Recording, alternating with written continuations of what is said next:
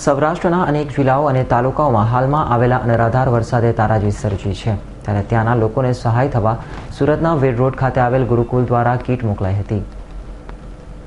સૌરાષ્ટ્રના વિવિધ જિલ્લાઓમાં પડેલા ધોધમાર વરસાદે ભારે ખાનાખરાબી સર્જી છે, ત્યારે માનવતાના દીવા પ્રગટાવવા અનેક સામાજિક સંસ્થાઓ આગળ આવી રહી છે. ત્યારે આજરોજ વેડ રોડ ખાતે આવેલ ગુરુકુલ ખાતેથી સૌરાષ્ટ્રમાં સર્જાયેલી કુદરતી આપત્તા બાદ તેના રહીશોને સહાય પહોંચાડવા કીટ તૈયાર કરી આજરોજ રવાના કરાઈ હતી.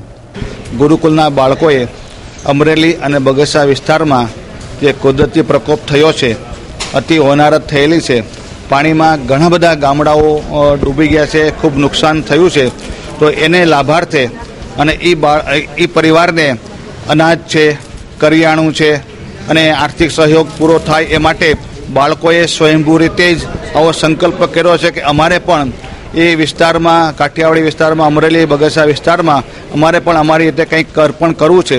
તો બાળકો, વિદ્યાર્થીઓએ પહેલા ધોરણથી 12મા ધોરણના બધે લગભગ બાળકોએ પોતાની રીતે ઘરેથી ઘઉં, ચોખા, કપડાં અને જરૂર પડે તો રોકડ રકમ લાવી અને સહયોગ આપ્યો છે. એમાં ગુરુકુલના બાળકો દ્વારા લગભગ 270 કટ્ટા જેટલા ઘઉં અને 35 કટ્ટા જેટલા ચોખા એ અર્પણ કરેલા છે, જે આજે બધા લોકસમર ત્યાં અમરેલી અને બગસરાના વિસ્તારમાં આજે ત્યાં મોકલશું અને અમારા સંતો છે એ વિસ્તારમાં અત્યારે બધું અર્પણ કરી રહ્યા છે.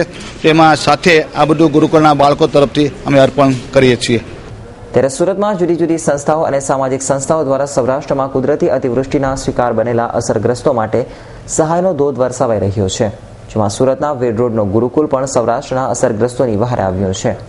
Bureau report S9 news, Surat.